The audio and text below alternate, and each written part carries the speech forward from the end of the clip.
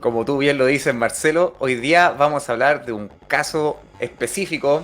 De hecho, es un caso muy parecido al del programa anterior, como ustedes lo pudieron ver en la editorial. Vamos de lleno a lo que es el UFO Files de hoy día, de nuestra temporada número 1, que esperamos que se cumplan esos 12 capítulos.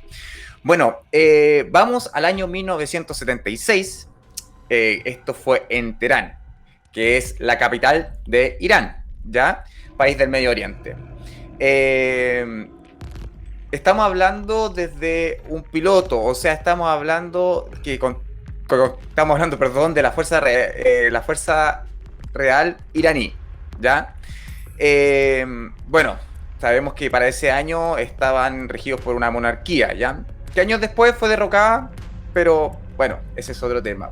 Marcelo, ¿te parece si vamos al caso de forma cronológica? Coméntanos, por favor, qué fue lo que sucedió en Teherán. Perfecto, perfecto, tal como también lo pudimos ver ahí en la introducción de este programa, y también tuvo datos anexos en relación también a la política. Cabe destacar que Irán fue un país, o es un país abierto al occidente, con lo cual obviamente cuando sucedían cosas relativas al ambiente aeronáutico también se sabía en Estados Unidos. Por ende, este caso también se clasificó eh, como anómalo, por parte también Ya.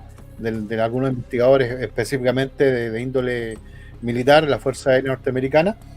Y tal cual como dices tú, ocurrió un 19 de septiembre del año 1976, donde un piloto de la Fuerza Real iraní llamado Parviz Jafari, cabe destacar que Parviz estuvo junto a nuestro gran amigo Rodrigo Bravo en el punto de prensa en Washington el año 2007, Ujú. tal cual como lo comentábamos la vez pasada. Es una instancia que fue, digamos, creada por James Fox, un cineasta norteamericano, y también junto a la investigadora Leslie King. Y bueno, ahí estuvo Parvis comentando su avistamiento. Y bueno, este es uno de los casos aeronáuticos como que entraría a lo que se cataloga como anómalo específicamente. Porque tal cual como Perfecto. estamos viendo ahí en algunas imágenes, durante esa noche, algunos residentes cercanos al aeropuerto logran ver un objeto que para ellos era anómalo, es decir, un objeto luminoso que tenía cambios de colores muy prominentes. Por ende, se llamó al aeropuerto, con lo cual obviamente salieron ahí aviones a interceptar este objeto, y Parvis fue uno de ellos. Ahora, el Ujú. incidente, de cierta forma, guarda varios detalles que son bastante interesantes. Luego también vamos a ir con algunas hipótesis que tratarían de explicar lo que ocurrió esa noche. Parvis dice que cuando se iba acercando a esta luminosidad, que según él era bastante anómala, los Ujú. equipos de este avión comienzan a fallar. Con lo cual, Ok. obviamente, él se devuelve, digamos, porque estaba generando fallas a nivel del sistema eléctrico del avión. Por ende se tiene que devolver, y cuando va de vuelta, él dice que Ujú. todo este equipo vuelve a la normalidad. Por ende, podemos hacer hincapié también en lo que se dice con respecto a la casuística, o cuando hay aparición de este tipo de luminosidades, es que en el entorno más cercano, más próximo, se comienzan a alterar los equipos. Lo que decía Allen Hynek, estaríamos hablando prácticamente de un encuentro del segundo tipo, donde ya habría una Perfecto. interacción con el fenómeno y parte, como bien digo, ahí de nuestro entorno. Corte de luces, hay algún sonido también por ahí. Algunos testigos dicen que, no específicamente en este caso, pero en otros anteriores, se dice que se escucha una especie de zumbido, una especie de ruido muy fuerte. Eh, y eso también ocurrió, ojo, cuando Parvis estaba viendo, y también dice que lo tenía en radar, ojo, porque esto también es muy interesante, porque siempre se hace hincapié en que solamente está el relato del piloto, pero esta vez no. Ya, Esta sí. vez hay una sección que se llama radar visual, es decir, se está viendo, pero también está siendo detectado a nivel ahí de radar. Y él dice que según este objeto, le marcaba en el eco del radar de la traza el tamaño de un avión 707, o sea, prácticamente un Boeing. un Boeing muy grande. Ya. Y en una de esas de esos momentos, el objeto mayor, que él decía que tiraba una cantidad de luces, digamos, estroboscópica, perdón, que pasaba de lo rojo al verde, pero de una manera muy rápida que la hacían parecer como solo uno. Ahí como que no especificó muy bien. Y lo curioso de este incidente es de que ese cuerpo lumínico mayor emerge otra luminosidad más pequeña que desciende al terreno, es decir, una especie de lago seco, se instala ahí y desde abajo comienza a realizar varios flashes que llamaron bastante la atención. Luego este objeto asciende y ingresa al cuerpo mayor. Eh, yo también mencioné acerca de las hipótesis que tratarían de explicar este avistamiento, porque según se dice que este piloto se habría confundido, o varias personas también, con el planeta Júpiter. Pero nosotros como programa, como equipo, tratamos un poco de equilibrar este caso. Ahí yo me ingresé a un programa astronómico, ingresé la fecha. Aquí lo estamos viendo. Exactamente, cerca de las medianoche, 11 de la noche, de un 18 de septiembre, a la prácticamente 1:30, 2:30, 11 de la noche, y podemos ver que al sector este, sí, efectivamente, estaba Júpiter, con un brillo de -2, es decir, está brillando bastante. Pero según se dice que los aviones vieron esta luminosidad hacia el sector norte. Por ende, habría ahí como digamos, unos datos incorrectos. Porque muchos investigadores, o no muchos, sino pocos, dice que Parvis, este piloto, se confundió con Júpiter. Pero la duda que me queda, fíjate, mira, y hay un informe que es bastante interesante. Como siempre digo, siempre hay que tratar de abarcar la mayor cantidad de datos para poder entender un poco, como siempre menciono, qué sucedió en aquella época. Siempre digo que hay que tener bastante cuidado cuando provienen casos del extranjero, porque de cierta forma no tenemos todos los detalles a la mano. Lo contrario cuando sucede cerca, que tenemos a una persona que vive en el lugar, que más adelante vamos a tener con un caso que ocurrió hace poco. Entonces tú puedes acceder a mayor cantidad de datos. Bueno, y este informe que fue creado por Peter Dunning, pero el año 2012, es decir, no hay una actualización, él comienza a esbozar una serie de hipótesis que tratarían de explicar de manera racional lo que vio Parvis. Él dice que las fallas del avión se debían a que esta aeronave continuamente estaba presentando fallas. Imagínate. Por ende, se explicaría el por qué cuando se iba acercando esta luminosidad generaría, digamos, un corte en el sistema eléctrico. Incluso los misiles tampoco no se accionaban. Algo muy similar a lo que pasó en parte también al caso de La Joya, que estuvo ahí, ¿te acuerdas que lo estuvimos comentando? Exactamente, en Perú, el año 80. Y claro, trataría de explicar mediante eso, que el avión presentaba fallas. Pero hay un detalle, nos queda el sector o el punto cardinal, porque Parvis y el informe detalla que esta luz estaba hacia el sector norte, no hacia el sector este.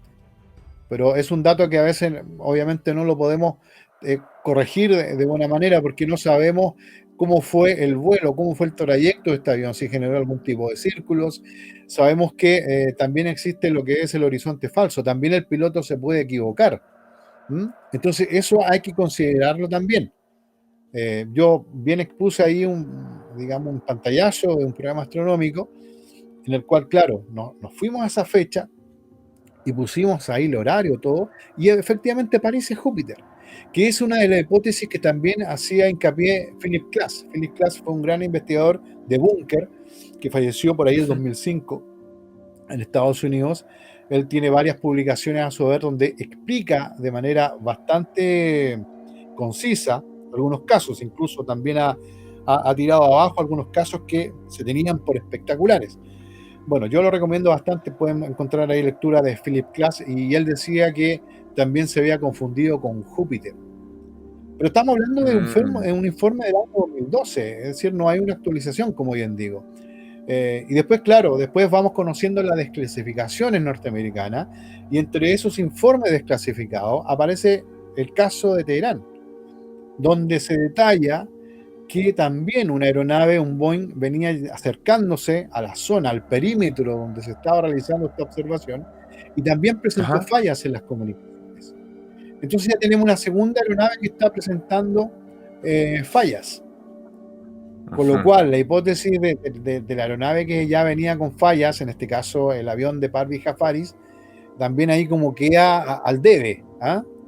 Porque yo Claro, no, siempre no, digo, no, no está.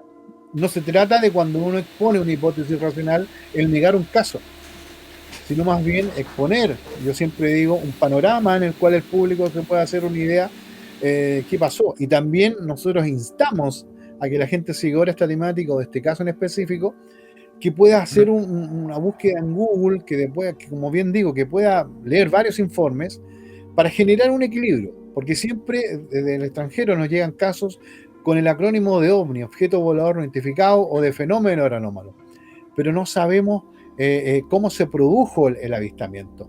Y bueno, y acá obviamente hay un informe que es aparentemente completo, donde Parvis menciona que efectivamente vio una luz de la cual emergía algo. Entonces la hipótesis de Júpiter como que queda, como bien digo, ahí como que queda media guardadita. Perdón, no Al desechada, debe. pero guardada. Porque Claro. sabemos que hay muchas situaciones donde aparecen fenómenos lumínicos y de la cual emergen. Yo me acuerdo que en Temuco, el año 99, una familia estaba en un funeral, yo conversé con esa persona que es muy cercana a la familia, y ella me comenta que a la 1:30 apareció una luz sobre un cerro, que era muy parecido a un Ujú. tubo fluorescente, de la cual emergía una pequeña luz, y esa luz empezaba a alumbrar todo el sector del cerro, que duró prácticamente 10 segundos, y luego asciende y se introduce en el cuerpo lumínico mayor, y este cuerpo lumínico se desplaza a una velocidad que no deja estela, no deja nada, ni un ruido, nada. Entonces ya Oye, qué tenemos interesante. antecedentes de que efectivamente, claro, hay situaciones donde el fenómeno lumínico te emerge en otro tipo de esfera. Ahora es más, volviendo al caso de Teherán, eh, quedaba, digamos, la luz que se posó en terreno. Y los militares Sí. Ujú. fueron allá, fíjate, y le consultaron a una familia que estaba muy cerca del lugar del descenso, y ellos explican que vieron una luminosidad muy grande, pero también sintieron un ruido muy Mm. fuerte. Ahora, si nosotros entrelazamos el tema del fenómeno anómalo y el ruido, también tenemos un caso que sucedió aquí décadas antes, el año 65, ¿m? En Chile, tenemos el ¿Ya? caso de donde una luz, también una familia estaba en un funeral, y una luz empieza a descender en la zona de Peyuco, el año 65, esto fue en julio, y también sienten un ruido, pero un ruido muy fuerte, es decir, como turbinas. Entonces, claro, Ya, perfecto. nosotros siempre hacemos hincapié en que ciertos fenómenos lumínicos no tienen sonido, no tienen ruido. A veces se escucha un Ujú. zumbido, pero oye, escuchar un ruido así como turbina de avión, o sea, ¿de qué estamos hablando? O sea, yo creo que Es para nosotros asustarse. podemos hacer, claro, podemos hacer hincapié en un objeto tecnológico no de esta Tierra. Entonces, por ahí entramos a especular, digamos, qué es lo que sucede con estas aristas de este fenómeno. Pero lo de Teherán, fíjate, es bastante interesante porque se le puede seguir la huella. El testigo está vivo, Ujú. se le han hecho varios reportajes, varios documentales en canales de cable donde él explica, y siempre, obviamente, bajo la misma historia, no altera, de cierta forma, el relato, porque obviamente hay un informe y hay más testigos. Ahora, por ahí se dice que cuando este aeropuerto recibió el llamado, el radar Ujú. estaba malo. Por ende, uno de los encargados salió a mirar y vio esta Ujú. luz que, como tal cual como comentábamos en la hipótesis primaria o de trabajo, era Júpiter. Con lo cual uno de los encargados mandó a interceptar este objeto anómalo en el cielo. Es curioso. Oye, Marcelo, hablando de que tenemos el relato de este piloto, ¿vamos a un extracto de él que relata su experiencia? Perfecto. A ver. Vamos con este video. At about 11 p.m. on the evening of 18 September 1976, citizens were frightened by circling of an unknown object over Tehran, the capital city of Iran, at a low altitude. It looked similar to a star, but bigger and brighter. They reported it to the tower and was seen by Towerman 2. He alerted the Air Force Command Post, and Deputy General Yousefi decided to scramble an F-4 jet to investigate. The pilot in the first jet lost instrumentation and communication when he got too close to the brilliant object, so he headed back. About 10 minutes later, they scrambled a second jet which I was piloting. At the time, I was a squadron commander. I approached the object, which was flashing with intense red, green, orange, and blue. The light was so bright that I was not able to see its body. The sequence of flashes was extremely fast, like a strobe light. We locked on it with radar it was at 30 degrees left, at range of 25 miles. The size on the radar scope was comparable to that of a 707 tanker. 4 other objects with different shapes separated from the main one at different times during this close encounter. Whenever they were close to me, my weapons were jammed and my radio communications were garbled. One of the objects headed toward me. I thought it was a missile. I tried to launch a heat-seeker missile to it, but my missile panel went out. Another followed me when I was descending on the way back. One of the separated objects landed in an open area, radiating a high bright light in which the sands on the ground were visible. We could hear emergency squash at all the way, which was reported by other airliners flying at the time and continued for another couple of days. During my interview at headquarters, after the incident, the American Lieutenant Colonel Alan Moy took notes, but after it was over, I could not find him to talk with. Later, once classified document was released here in America through the Freedom of Information Act. The Defense Intelligence Agency documented the event in a great detail, and it was sent to NSA, the White House, and the CIA. The DIA assessment said this case is a classic that meets all necessary conditions for a legitimate study of the UFO phenomena.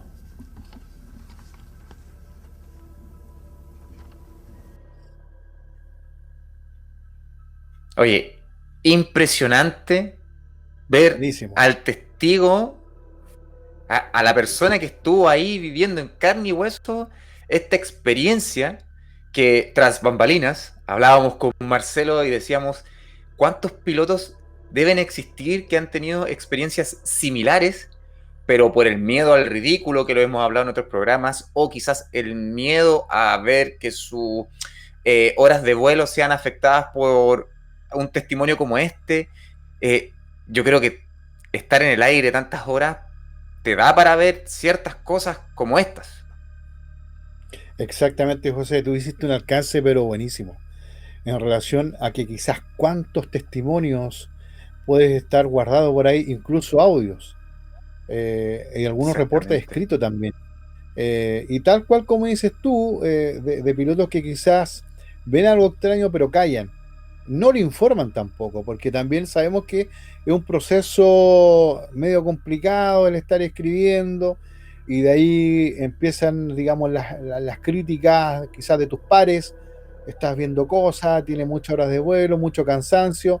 Entonces, de Exactamente. cierta forma, más que hacer algo positivo en pos de difundir todo lo que es relativo al fenómeno, se produce una carga negativa. Entonces también Sí, po. es un punto a destacar. Ahora, sabemos que los pilotos obviamente están entrenados, por ejemplo, eh, para situaciones de este tipo, sobre todo los militares. Comentábamos el caso de Perú, el de La Joya en 1980, donde este piloto fue enviado a interceptar un objeto que generaba movimientos anómalos que no se condicen con un globo, tal cual como se dijo en su minuto. Y ese caso de La Joya en el Perú con este de Parvi Jafaris, yo creo que hay que tenerlo ahí guardaditos, guardaditos, pero eso no quita que debemos estar continuamente buscando datos, a ver si aparece. ¿Y por qué siempre menciono esto de los datos? Porque tal cual como mencioné al principio, hay informes donde tratan de explicar de manera racional el porqué de este incidente, el porqué de las fallas del avión, el porqué de la confusión con Júpiter. Entonces, hay que estar ahí con cautela, pero tenemos un piloto que dio la cara en un punto de prensa de 2007 en Ok. Washington, Estados Unidos, donde él habla sin ninguna vergüenza, sin ningún temor. Yo vi algo que no se puede catalogar como de convencional. O sea, imagínate, una luz que genera cambios de tonos lumínicos bastante fuertes, y que luego de eso sale, digamos, otra luminosidad más pequeña. O sea, ¿de qué estamos hablando? O sea, uno trata a veces de escuchar o tratar de entender un poco de esto, y claro, y se te viene encima todo lo que es el peso de literatura y ciencia ficción. Es decir, todas las películas donde se hablan de Sí, platillos voladores, y de cierta forma, cuando estamos en presencia de este tipo de casos, los conocemos, tenemos una carga cultural de ciencia ficción que no hace otra manera que poco menos que, no quiero utilizar la palabra negar, pero sí ser, como apartar este tipo de casos que sí. son bastante potentes, podríamos llamar. Entonces ahí nosotros debemos tener la sapiencia, debemos saber de cuando estamos en presencia de un caso que reúne todas las condiciones, todas las características para ser catalogado como tal, de extraño. Pero también saber que efectivamente hay situaciones donde se generan muchos equívocos. Hay muchas confusiones con el horizonte falso, como he comentado en otras ocasiones, Júpiter. porque hay pilotos que se confunden hasta con embarcaciones pesqueras que están con todas sus luces encendidas.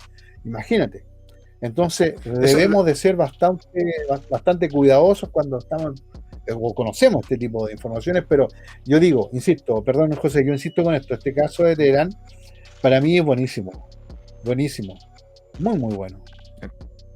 de hecho, en todas sus aristas es excelente este caso porque tenemos el documento que él lo muestra al final de esta conferencia diciendo, aquí está el documento donde está todo el informe, está la CIA, está el FBI, está Estados Unidos involucrado en la investigación de este caso, y también nos enfrentamos a unos aviones de alta tecnología como eran los Phantom 2, que tenían una fuerza bélica, una fuerza de ataque gigante. O sea, dudo que estos aviones hayan tenido ciertos tipos de fallas. Y como lo estábamos viendo A eso iba, anteriormente, claro, que son, de a hecho, eso iba. Irán tiene una fuerza aérea, pero gigante en ese momento.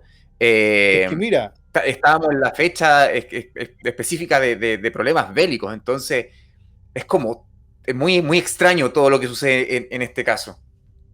claro, se venía la revolución, y tú mencionaste algo muy importante, porque si tenemos una fuerza aérea y tenemos aeronaves que están presentando fallas.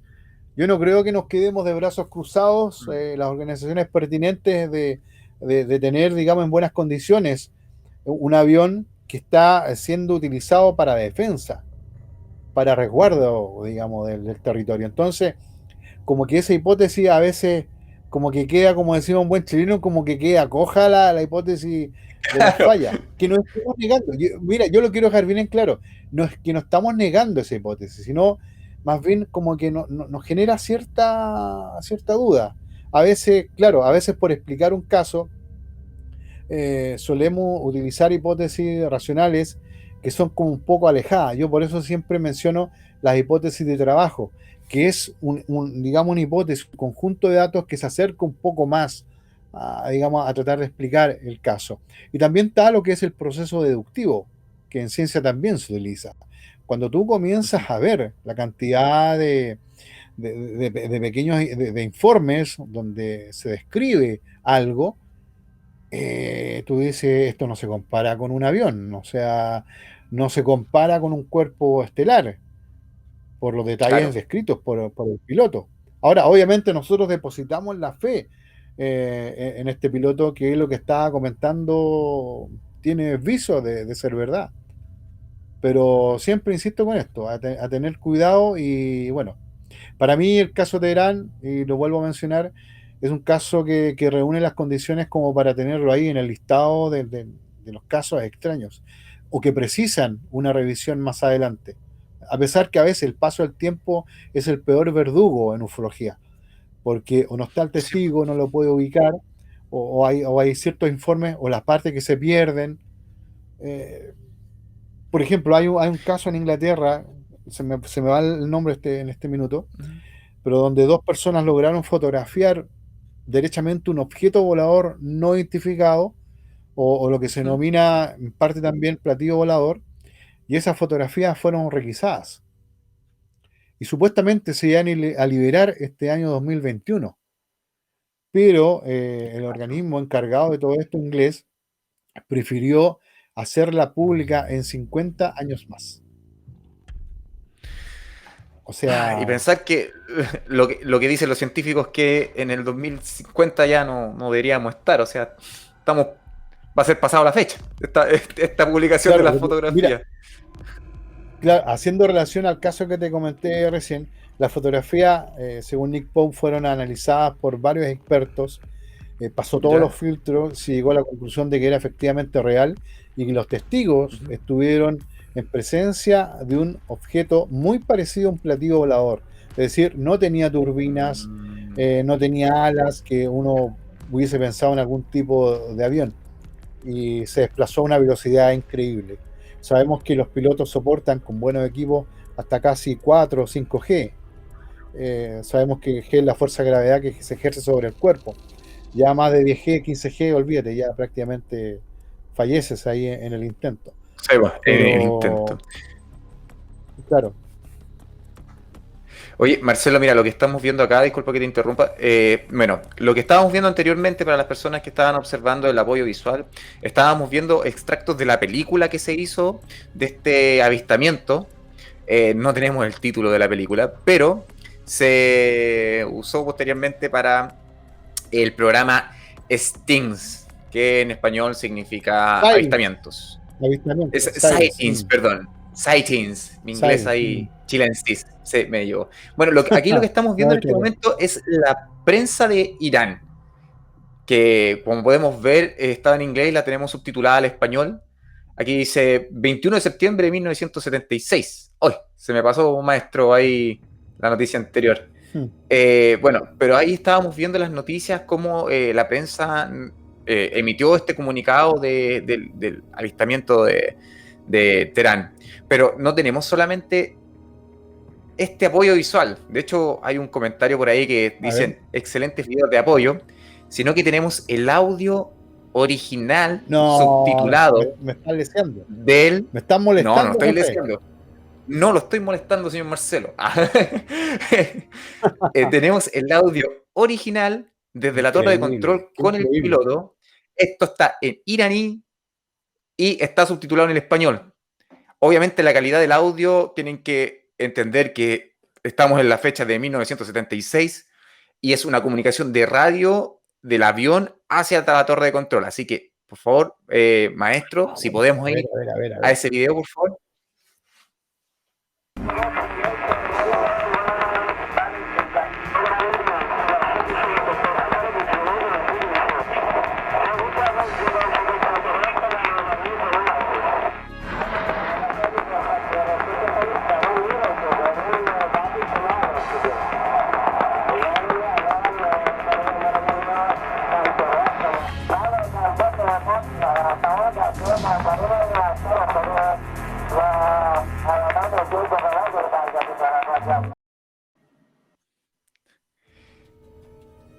Increíble, increíble. Es una joyita. Qué joya de documento. Sí, quiero pedir disculpas porque estaba en persa, no en iraní, discúlpenme. Estaba en persa el audio. Es increíble este material. Sí, es increíble este material que tenemos porque derechamente ya, tenemos la entrevista directa con el piloto, en la conferencia en la misma que estuvo Óscar Santamaría, tenemos que recordar eso, que también es muy importante, tenemos dos pilotos en la misma conferencia y casi con el mismo caso, la diferencia es que uno disparó y el otro no pudo hacerlo, y el que no pudo hacerlo fue, si no me equivoco, 10 o 8 años atrás, si no me equivoco, porque Óscar Santamaría fue en el 86, si no me equivoco, Marcelo. En el 80. En el 80, perdón, en el 80 y este caso fue el 76, 4 años antes. Así que, y no tenemos solamente eso, porque también tenemos a otro testigo, que es Hossein Pirausi, si no me equivoco, está quien dibujó el objeto. Este es el objeto que dibujó Hossein. Y ustedes podrán decir, ¿qué dice ahí? Maestro, por favor, vamos con lo que vio el señor Hossein. Aquí tenemos la traducción. Núcleo rojo brillante, anillo verde. Estamos explicando el dibujo. Lo que nos explica acá Hossein dice, extensión de color naranjo oscuro, como si fluyera fuera del área verde. Hacia la punta se volvió más amarillo que naranja. Hossein está seguro de que solo había una extensión, tal que seguía girando y creaba la ilusión de 4 y a veces 3 extensiones diferentes. Cada una de las extensiones tenía un largo de 2 metros de largo. Ojo, cada una de las extensiones tenía unos 2 metros de largo. Y entre paréntesis lo que nos comentan aquí, los contornos de las extensiones deberían ser más borrosas de lo que he dibujado. Esto fue lo que vio José. Interesante. Sí, es sorprendente porque ya no tenemos solamente a un testigo, sino tenemos varios testigos y lo que hace más fiable este caso, como tú lo dices, es lamentable. ¿Sabes lo que me llama la atención, amigo José? Y amigas y amigos, es que la relación de fechas. Lo de Perú fue el año 80, lo de Irán, de Parvis, fue el año 77, y acá en Chile, por esos años, 76, 77, tuvimos un incidente, pero buenísimo, también donde se involucra un objeto anómalo que fue perseguido por pilotos chilenos. Yo creo que muchas personas se recordarán del caso de Danilo Catalán, donde Danilo Catalán persigue un triángulo de color negro que está situado a una gran altura, gran altitud, y el avión incluso no lo puede alcanzar.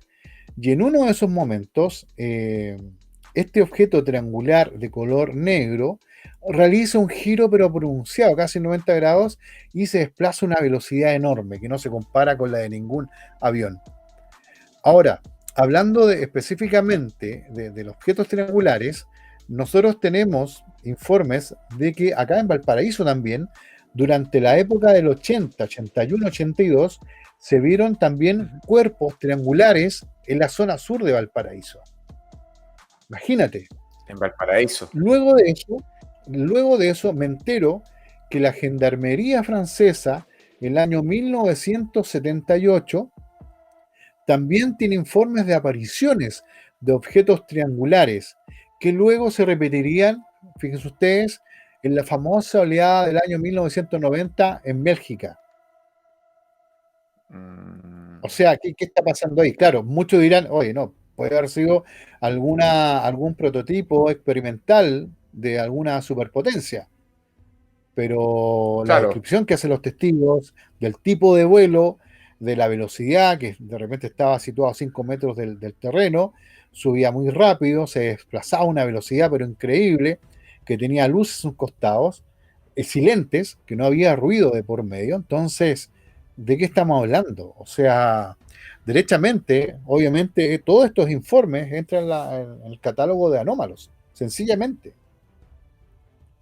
interesante, Marcelo, porque como lo comentamos hace un momento, no solamente estamos hablando de testigos civiles comunes, por decirlo de cierta forma, sino que estamos hablando de uniformados, personas que son capacitadas, que lo que divisan Exacto. frente a sus ojos son cosas que ellos deberían reconocer a ciencia cierta. Esto es un dron, Mm, esto es, no sé, un globo aerostático, pero hay cosas que sí también entran en duda, como tú nos mencionas muy bien, el horizonte falso, Júpiter, las luces de las embarcaciones, que son pequeños errores que se pueden dar en los relatos.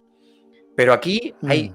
muchas, muchas cosas que nos indican de que nada estaba al azar, nada fue puesto porque vamos a hacer un experimento, vemos un objeto que derechamente suelta otro objeto, que baja las arenas, ilumina casi 2 kilómetros, y estamos frente a un piloto que tiene horas, De y los como lo ruidos, vengo diciendo, sí, vengo diciendo desde programas anteriores, y que tú también lo vienes diciendo, son personas que tienen horas de vuelo, son expertos en el tema. Los quiero dejar invitados, haciendo un detalle por las imágenes que estamos viendo aquí, a la página thingsanomalous.com. Es de donde nosotros estamos viendo este material. Es un canal donde también relatan otro tipo de casos de forma gráfica. Aquí tomamos en especial estas imágenes prestadas para poder qué exponerlas en bueno, el programa UFO Leaks. Oye, Marcelo, genial el caso, me encantó el material que muy trajiste bueno. sobre Júpiter, porque es súper importante eso. Como tú lo dijiste hace un momento, la idea de este programa es ser neutrales y ver la arista de hipótesis que se pueden generar a través de la investigación. Exactamente. Marcelo lo ha dicho en varios de nuestros programas que los invitamos a ver, que están registrados en nuestro canal de YouTube, que es algo importantísimo, que estos casos no se pueden dar como un caso abierto o un caso cerrado derechamente de un día para otro. Tiene que haber un análisis, tiene que haber un estudio, como tú lo dices. Hay casos que se mantienen durante tantos años que se pierde el material o se pierde el testigo por asuntos de la edad, que hacen que estos casos se mantengan en la historia como un archivo guardado en un, ¿cómo se llaman estos cajones antiguos metálicos? Donde en UFOLeaks decidimos abrir esos archivos, sacarles el polvo y volver a redactarlos acá enfrente de ustedes con nuestro gran amigo Marcelo.